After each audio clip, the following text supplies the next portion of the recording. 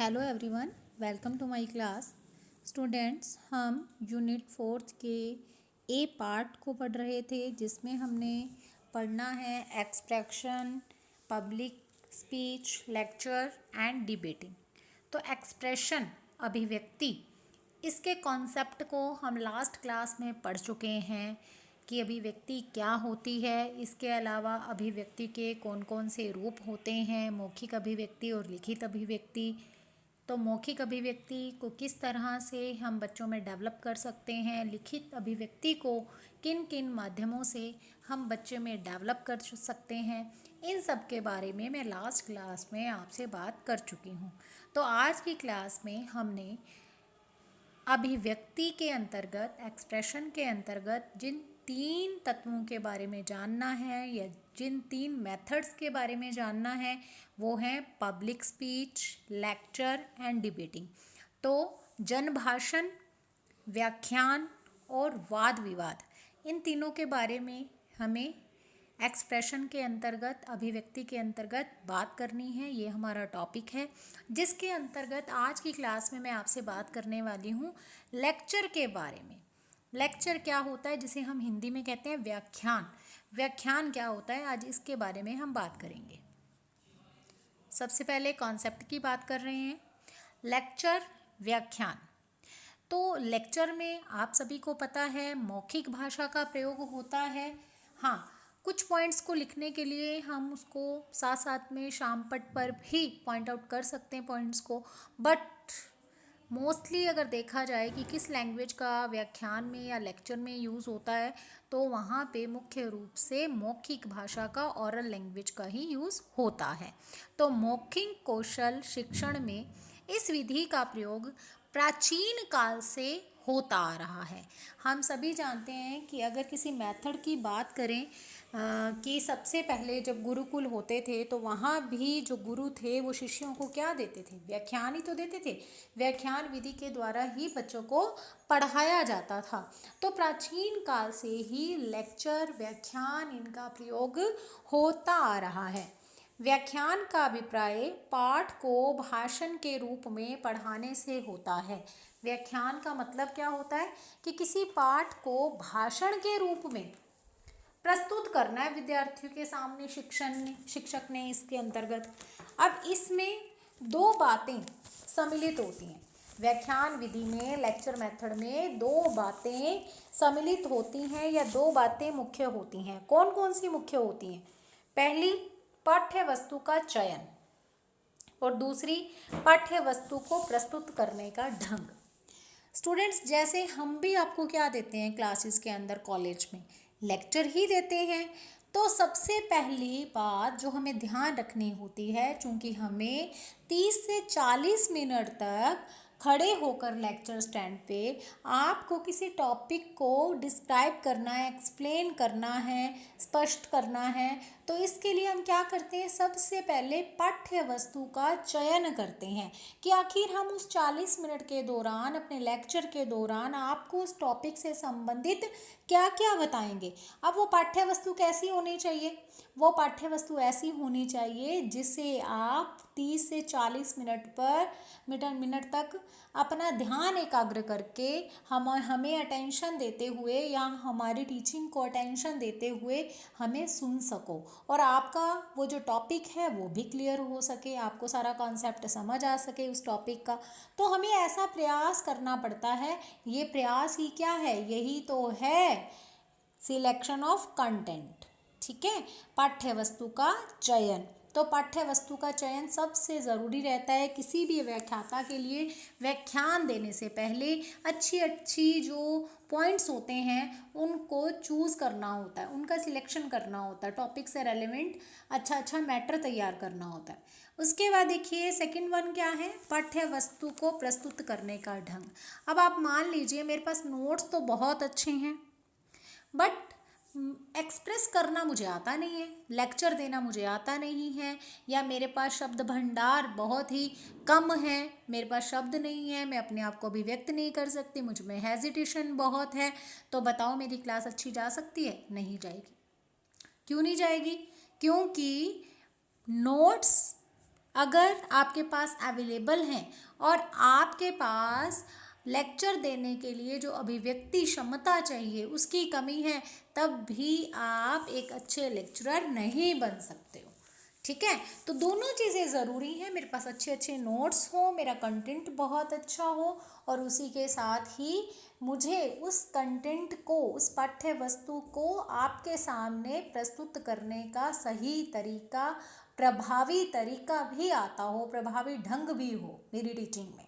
तो ये दोनों बातें ही व्याख्यान के अंतर्गत सम्मिलित हैं। ठीक है, ये हो गई कॉन्सेप्ट। अब उसके बाद बात करते हैं कि इसकी नीड क्या है, करेक्टरिस्टिक्स क्या हैं, यूटिलिटी क्या है, इसकी मेरिट्स क्या हैं, महत्वपूर्णता इसकी बात करें। ठीक है, विशेषताएं इसकी क्या हैं, उपयोगिता, गुण। यहाँ महत्वपूर्ण नहीं आएगा, महत्व आएगा, नीड, आवश्यकता। ठीक है, तो यहाँ पे आप इसकी आवश्यकता लिख सकते हो। अब यही सारे पॉइंट आएंगे, कुछ भी पूछा जाए, चाहे यूटिलिटी पूछी जाए, चाहे मेरिट्स पूछी जाए, चाहे विशेषताएं पूछी जाएं व्याख्यान की, या नीड पूछी जाए, तो पॉइंट्स यही हैं।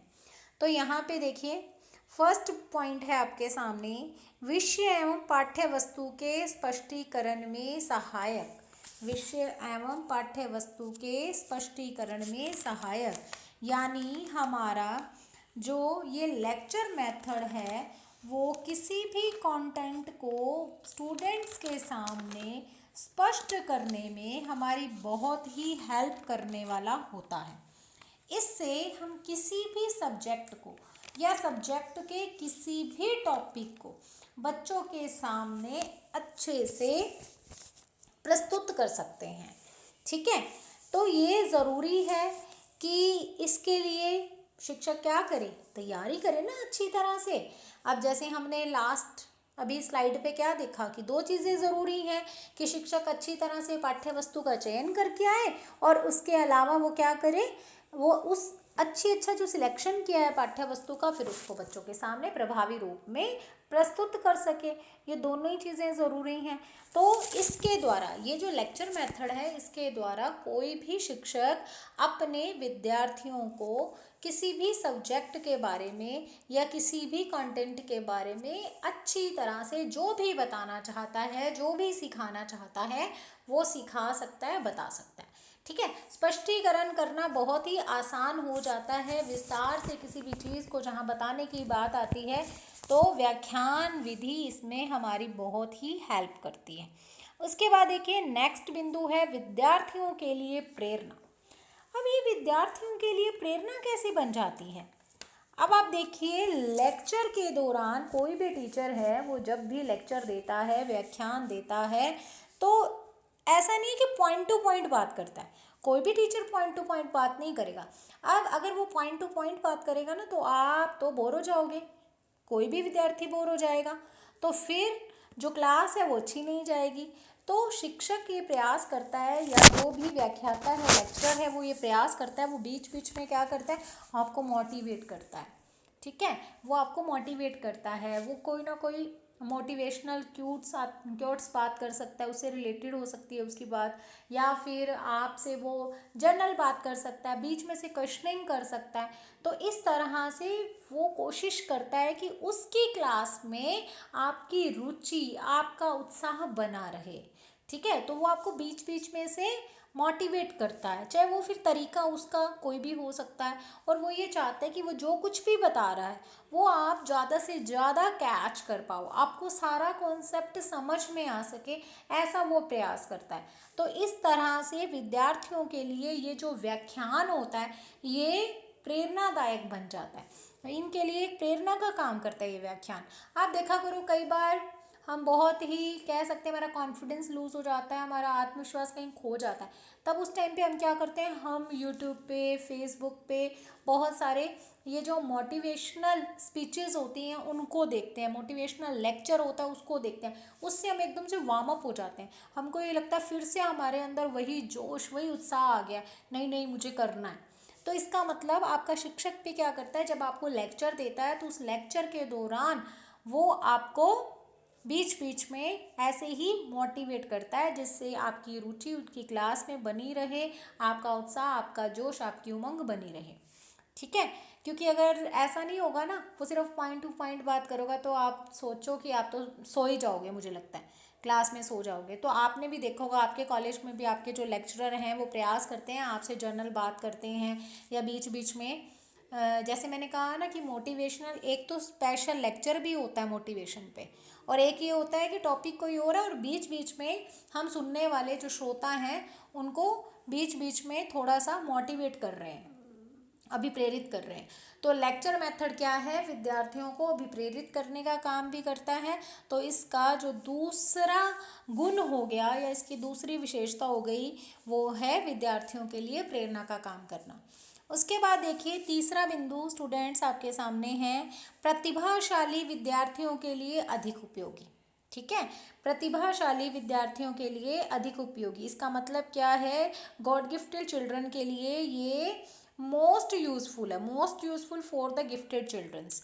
आप गिफ्टेड चिल्ड्रन इससे क्या फ़ायदा ले सकेंगे, देखिए यहाँ पे व्याख्यान के दौरान क्या किया जाता है, केवल और केवल जो मेन पॉइंट्स होते हैं वही आप मान लीजिए या तो किसी पीपीटी पे या स्लाइड पे शो हो गए या फिर शामपट पे लिख दिए गए, बाकी सारा का सारा काम स्टूडेंट्स कैसे होता है, तो वो सारा का सारा काम केवल और केवल मौखिक रूप में ही होता है, बोल करके ही सब कुछ बताया जाता है। अगर आप नोट्स बनाना चाहते हो तो लेक्चर को सुन सुन के साथ साथ में नोट कर लो, ये तो आप पे डिपेंड करता है, ये तो विद्यार्थी पे डिपेंड करता है कि वो लेक्चर मेथड के दौरान कैसे क्या करेगा। तो यहाँ पे जो गोल्ड गिफ्टेड चाइल्ड्स होते हैं वो क्या करते हैं, जो प्रतिभाशाली बच्चे हैं वो क्या करते हैं, साथ साथ में सारा कुछ नोट कर लेते हैं पॉइंट टू पॉइंट। शिक्षक जो जो उदाहरण भी देता है तो वो सारा का सारा लिख लेते हैं। और जो बच्चे सामान्य हैं या फिर जिनको हम कह सकते हैं एवरेज चाइल्ड से भी पीछे, यानी पिछड़े बालक हैं या फिर मंदबुद्धि बालक हैं, अब उन बालकों के लिए ये जो है उपयोगी नहीं होता। ठीक है, और ये सिर्फ किसके लिए ज़्यादा उपयोगी होगा, ये प्रतिभाशाली बच्चों के लिए बहुत ही उपयोगी होगा, क्योंकि उनके ज्ञान में क्या होगी, अभिवृद्धि होगी इसके माध्यम से, क्योंकि वो तो जल्दी समझ जाते हैं। उनको उनके लिए तो ये बहुत ही बेस्ट मेथड है, क्योंकि उनको तो 50% बता दो तो बाकी 50% तो वो अपने आप ही इधर उधर से भी पढ़ सकते हैं, या फिर ऑलरेडी उनको 50% तो पता ही होता है क्योंकि वो प्रतिभाशाली हैं। इसलिए तो वो क्या करें, उनको अगर हम लेक्चर मेथड से पढ़ाते हैं तो बहुत ही ज़्यादा फ़ायदा मिलता है। और उसके बाद उनको व्याख्यान में जो भी टॉपिक है उससे संबंधित कुछ पुस्तकें भी बता दी जाएं कि आप और ज़्यादा जानने के लिए इन किताबों को पढ़ लो, इन पत्र पत्रिकाओं को पढ़ लो, या कुछ साधन बता दिए जाएं कि आप इनका यूज़ कर लो तो आपकी नॉलेज और भी ज़्यादा अच्छी हो जाएगी इस टॉपिक के बारे में। तो विद्यार्थी तो क्या करेंगे, उस पुस्तक को पढ़ के और अपने अच्छी तरह से नोट्स वगैरह तैयार कर लेंगे, ऐसा कोई भी उनको दिक्कत नहीं आएगी, उनके ज्ञान में अभिवृद्धि होगी। तो प्रतिभाशाली बालकों के लिए ये बहुत ही उपयोगी मेथड है। उसके बाद देखिए फोर्थ पॉइंट है, शिक्षक तथा विद्यार्थी के मध्य मधुर संबंध। शिक्षक और विद्यार्थी के मध्य मधुर संबंध कैसे बनते हैं, तो देखिए अब शिक्षक क्या करता है, शिक्षक अपने विद्यार्थी से अपने संबंध मधुर बनाना चाहता है। क्यों बनाना चाहता है, ताकि जो स्टूडेंट हैं वो आप जो भी उसको पढ़ा रहे हो उसको अच्छे से वो समझ में आए, वो आपकी क्लास में इंटरेस्ट ले, उसकी रुचि जागृत हो आपके शिक्षण में। ठीक है, तो ये विधि क्या करती है, ये दोनों को जोड़ने का काम करती है। इसमें शिक्षक बोलता है यानी कि व्याख्यान देता है और विद्यार्थी उसको ध्यानपूर्वक सुनते हैं, और उसके लेक्चर से, अपने शिक्षक के लेक्चर से वो इतने ज़्यादा प्रभावित हो जाते हैं कि उनको वो शिक्षक के साथ बहुत ही ज़्यादा उनकी अच्छी ट्यूनिंग बैठने लग जाती है। उनको ये लगता है कि ये देखो, ये है शिक्षक जो प्रत्येक बात को एकदम डिटेल में बताता है, जिससे कि हमें सुन करके ही, बिना नोट डाउन किए, केवल सुन करके ही, केवल लेक्चर के द्वारा ही सारी की सारी बात समझ में आ जाती है। तो इससे क्या होता है, वो इम्प्रेस भी होते हैं अपने शिक्षक से। ठीक है, और फिर ये व्याख्यान ही है जो इनको आपस में जोड़ने का भी काम करता है। और फिर शिक्षक पे डिपेंड करता है कि वो कैसा है, वो कैसे तैयारी करके आया लेक्चर की, इसके अलावा उसकी प्रस्तुतिकरण का ढंग कैसा है, तरीका कैसा है। अगर बहुत अच्छी तैयारी वो करके आया, वो विषय का ज्ञाता है, उसको सब कुछ पता है अपने सब्जेक्ट के बारे में, टॉपिक एकदम क्लियर है उसका, और उसकी जो अभिव्यक्ति क्षमता है वो भी बहुत अच्छी है, तो बच्चे ज़रूर उसके साथ मिक्सअप हो जाएंगे, उसकी क्लास में इंटरेस्ट लेंगे, और इसके अलावा उनके जो संबंध होंगे आपस में विद्यार्थी और छात्र के, वो बहुत ही मधुर होंगे। इसके बाद देखिए नेक्स्ट बिंदु है आपके सामने, समय और शक्ति की बचत। तो समय और शक्ति की बचत भी हो जाती है लेक्चर मेथड से। अगर आप किसी और मेथड से अपने स्टूडेंट्स को पढ़ाते हैं तो आप चेक कर सकते हैं कि बजाय किसी और मेथड के जब आप बच्चों को लेक्चर मेथड से पढ़ाते हैं तो दोनों के समय की ही बचत हो जाती है, दोनों के समय की ही बचत हो जाती है और साथ में एनर्जी की भी बचत हो जाती है। कौन दोनों? तो विद्यार्थी और शिक्षक दोनों। ठीक है, तो कहीं पे भी जाने की इधर उधर ज़रूरत नहीं पड़ती, विद्यार्थियों को भी कोई कुछ खोजने की ज़रूरत नहीं पड़ती, टॉपिक से रेलेवेंट उनको सारा कुछ क्लास में ही लेक्चर के दौरान अच्छे से सुनने को मिल जाता है। वो नोट डाउन करना चाहें तो बीच बीच में नोट्स भी बना करके अपना अच्छी तरह से उसको फर्दर यूज़ कर सकते हैं। और फिर अध्यापक का भी अगर मैं बात करूँ, समय बचता है, एनर्जी बचती है किस तरह से, तो आप ये देखिए, अगर किसी और मेथड से अध्यापक किसी टॉपिक को पढ़ाता है तो सिलेबस पूरा कराने में या टॉपिक को पूरा कराने में ज़्यादा टाइम लगता है। व्याख्यान में क्या होता है, इसमें क्या है, एक तरफा आप कह सकते हो। वैसे इसको अच्छा बनाने के लिए दो तरफा संप्रेषण होना चाहिए, बीच बीच में क्वेश्चनिंग्स भी पूछे जाने चाहिए, लेकिन वैसे इसमें एक तरफा संप्रेषण ही होता है। व्याख्याता इसमें बोलता है, लेक्चरर बोलता है और विद्यार्थी चुप रह करके अपनी जगह पर बैठ करके सुनते हैं टॉपिक के बारे में या सब्जेक्ट के बारे में। ठीक है, तो इसमें क्या होता है, इसमें क्योंकि 30 से 40 मिनट आपके पास होते हैं, जब एक तरफा संप्रेषण है, कुछ डिस्कशन नहीं हो रही है, तो जल्दी से जल्दी सिलेबस कवर अप हो जाता है, टॉपिक जल्दी कंप्लीट हो जाता है, समय और शक्ति दोनों ही बच जाते हैं। अब देखिए, एक तो आप पढ़ा रहे हो बच्चे को डिस्कशन मेथड थे, ठीक है। अब डिस्कशन मेथड में क्या होता है, बच्चे आपस में किसी टॉपिक के ऊपर विचार विमर्श करते हैं, वार्तालाप होता है और उसके बाद जो है किसी कंक्लूजन पे पहुंचा जाता है। ठीक है, जिसमें सभी व्यक्ति बोलने वाले अपना अपना पक्ष रख सकते हैं और एक वही टॉपिक है लेकिन आपने लेक्चर मेथड से पढ़ाया, जिसमें एज अ लेक्चर आप केवल लेक्चर स्टैंड पे खड़े हो और आपने सारी क्लास को एक बार में ही पढ़ा दिया। अब आप खुद सोच करके देख सकते हो कि बाकी मेथड्स के बजाय अगर आप लेक्चर मेथड से पढ़ाते हो तो इससे आपके समय और शक्ति की बचत हो जाएगी और साथ ही विद्यार्थियों के समय और शक्ति की भी बचत हो जाएगी। उसके बाद देखिए, विद्यार्थियों में श्रवण कौशल का विकास। 6 पॉइंट है आपके सामने, विद्यार्थियों में श्रवण कौशल का विकास। आपको पता है किसी भी भाषा को सीखने के 4 कौशल होते हैं। लैंग्वेज अक्रॉस द करिकुलम में जो हमने स्टार्ट किया था सिलेबस अपना पढ़ना, तब मैंने आपको स्टार्टिंग में ही भाषा के अंतर्गत, भाषा की प्रकृति के अंतर्गत भाषा के 4 कौशल बता दिए थे। सुनना, बोलना, पढ़ना और लिखना, listening, speaking, reading and writing. तो यहाँ पे मैंने अभी आपसे बात की कि इसमें एक तरफा संप्रेषण होता है, एक तरफा, मोस्ट ऑफ द टाइम एक तरफा कह सकती हूँ। ठीक है, मोस्ट ऑफ द टाइम एक तरफा इसमें संप्रेषण होता है। तो इसमें विद्यार्थियों में सुनने की क्षमता का विकास होता है। देखिए, जो हमारा जो मानव प्रकृति है वो अनुकरण पर आधारित है। ये बात हम सभी जानते हैं अच्छी तरह से कि जो मानव है वो अनुकरण से ही सब कुछ सीखता है। भाषा का विकास कैसे हुआ है, पहले बच्चा जब पैदा होता है तो वो क्या करता है, वो सुनता है, सुन करके भाषा को वो सीखता है, फिर सुनने के बाद वो बोलने लगता है, फिर पढ़ने लगता है, फिर लिखने लगता है। ऐसा ही सब कुछ होता है। तो यहाँ पे भी बच्चे में ये जो मेथड है उसके द्वारा विकास होगा श्रवण कौशल का, अर्थात सुन करके वो नए नए शब्दों को सीखेगा। और कहते हैं ना कि हमें अगर अच्छा वक्ता बनना है तो हमें अच्छा श्रोता भी बनना चाहिए।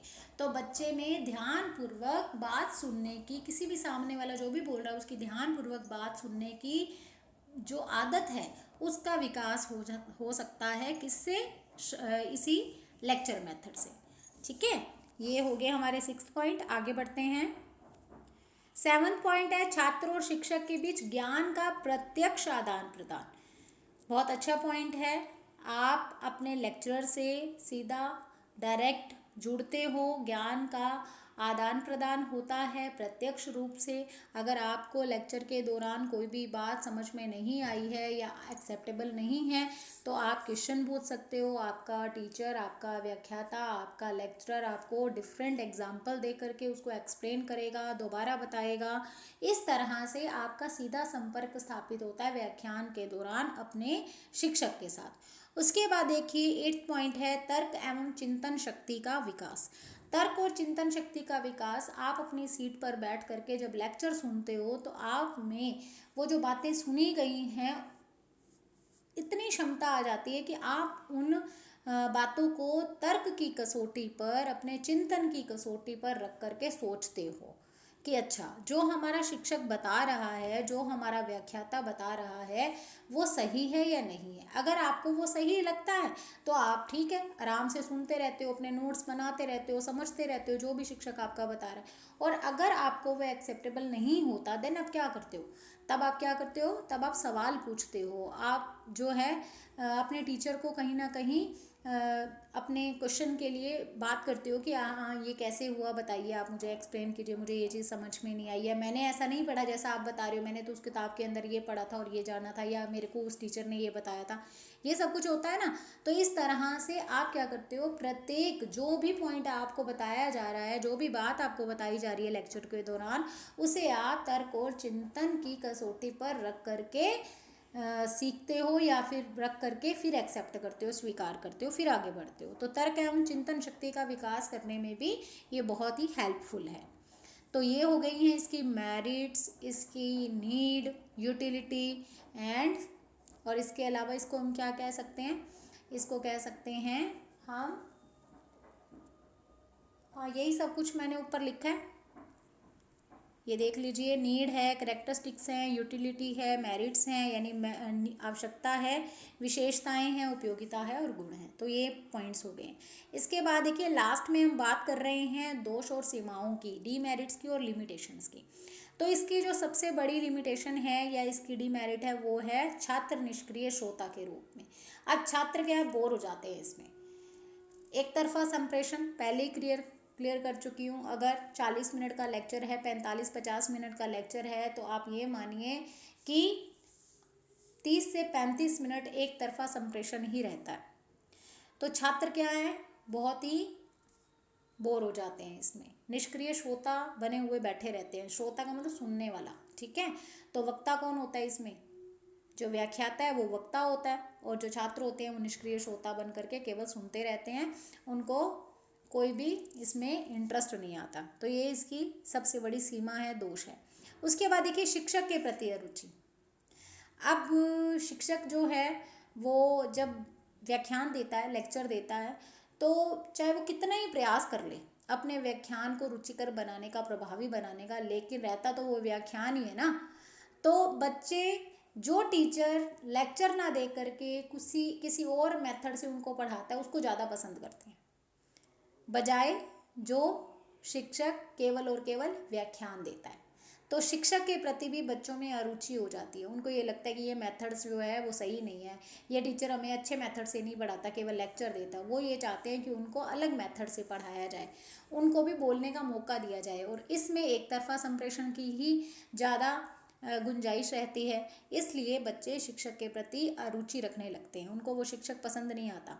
इसके अलावा देखिए इसमें क्या है, अवास्तविक शिक्षण। स्टूडेंट सॉरी, मैंने यहाँ पे वास्तविक शिक्षण टाइप हो गया है मुझसे, अवास्तविक शिक्षण कर लीजिए, रियली सॉरी।